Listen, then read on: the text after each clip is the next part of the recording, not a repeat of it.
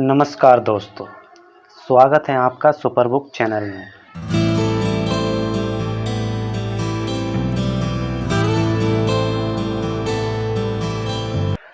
आज हम बात करने वाले हैं कावड़ यात्रा कितने प्रकार की होती है। दोस्तों, आपने सावन के महीने में कई प्रकार की कावड़ देखी होगी। कोई पैदल लेके जाता है कावड़, तो कोई भाग कर लेके जाता है।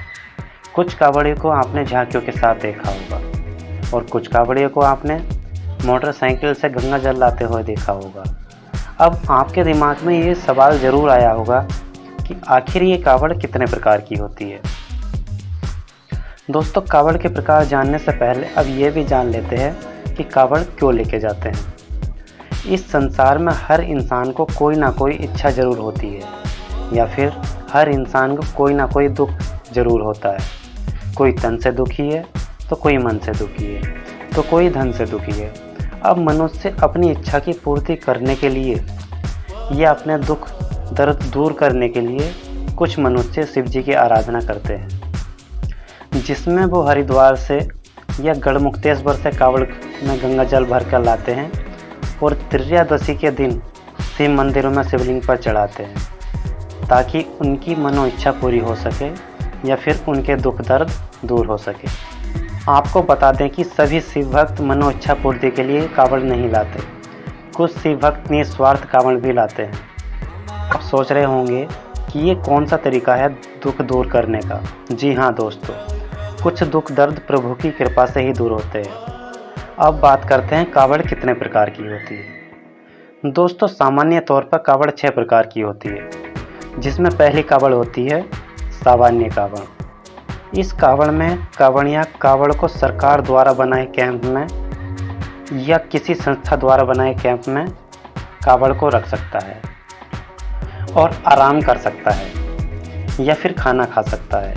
दोस्तों, आपको बता दें कि कावड़ लाने वाला व्यक्ति सावन के महीने में 40 दिन तक मांस मछली नहीं खा सकता और कावड़ लाते समय किसी प्रकार का नशा जैसे भांग का नशा या दारू का नशा वर्जित माना जाता है।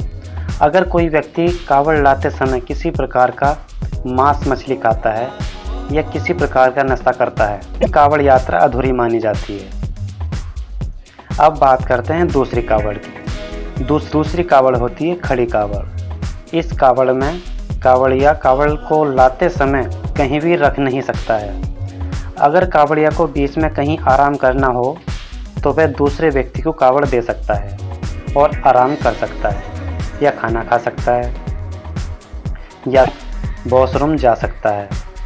मगर दूसरा व्यक्ति कावड़ लेने से पहले गंगा जल या घर पर स्नान करके पवित्र होना चाहिए, ताकि वो कावड़ ले सके। दोस्तों, कावड़ लाते समय भगवा वस्त्र पहनना उचित माना जाता है। अब बात करते हैं तीसरी कावड़ की। तीसरी कावड़ होती है डाक कावड़। इस कावड़ में कावड़िया कहीं रुक नहीं सकता जब तक वो त्रयोदशी के दिन शिवलिंग पर गंगा जल न चढ़ाए। इस कावड़ को ग्रुप में लाते हैं। जैसे ही एक कावड़िया थक जाता है, तुरंत दूसरा कावड़िया कावड़ ले लेता है। इस कावड़ को बहुत जल्दी लाने वाली कावड़ माना जाता है। दोस्तों, सभी कावड़िया को भोले के नाम से बुलाते हैं। अब बात करते हैं चौथी कावड़ की। चौथी कावड़ होती है दांडी कावड़। इस कावड़ को कावड़िया ग्रुप में लाते हैं। इस कावड़ में कावड़ियाँ दंड देते हुए गंगा जल लाते हैं। जैसे ही एक कावड़िया थक जाता है तो तुरंत दूसरा कावड़िया शुरू हो जाता है। इस कावड़ को लाने के लिए बहुत ज़्यादा समय लगता है। कभी कभी तो 1.5 से 2 महीने भी लग जाते हैं। इसलिए इस कावड़ को बहुत कम लोग लाते हैं। अब बात करते हैं पांचवी कावड़ की।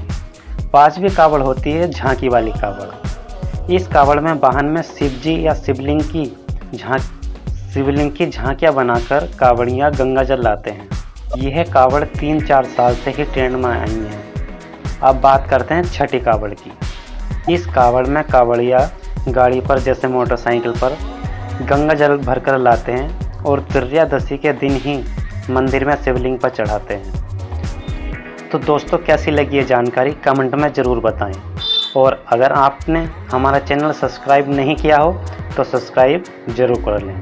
तो मिलते हैं दोस्तों अगली वीडियो में, तब तक के लिए जय हिंद जय भारत।